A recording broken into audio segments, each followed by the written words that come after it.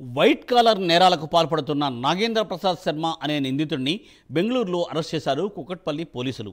2016 నుండి 2021 వరకు దాదాపు 75 మంది వద్ద నుండి 12,83,00,000 రూపాయలు వసూలు చేశాడు కేటుగాడు.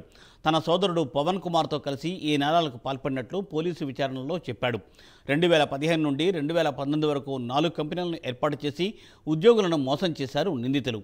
ఇంటి స్థలాలు, కార్లు, వ్యాపారంతో పాటు తనకు వివిధ వర్గాలలో వీఐపీలు తెలుసునని ప్రజలను మోసం చేశారు కంత్రీగాళ్లు. వారిపై ఏపీ, తెలంగాణలో కేసులు నమోదయ్యాయి. 2021లో నిందితుడిపై పీడీ యాక్ట్ను కూడా నమోదు చేశారు పోలీసులు.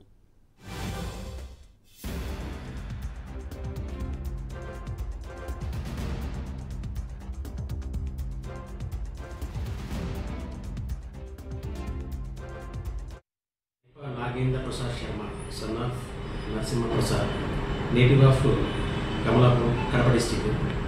ఇతను అనేక ఎకనామిక్ అఫెన్స్లో ఇన్వాల్వ్ అయ్యాడు.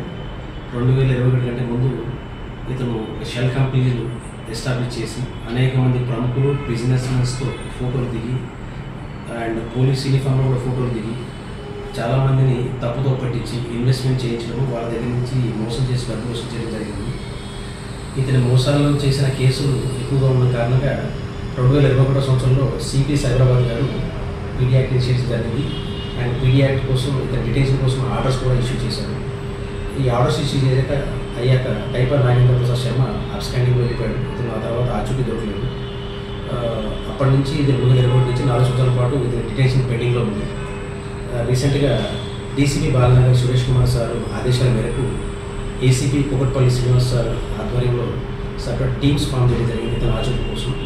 ఈ మధ్య కాలంలో ఇతను బెంగళూరులో నివాసం ఉన్నట్టుగా ఐడెంటిఫై చేయడం జరిగింది. Typer Nagendra Prasad Sharma, son of Narasimha Prasad, native of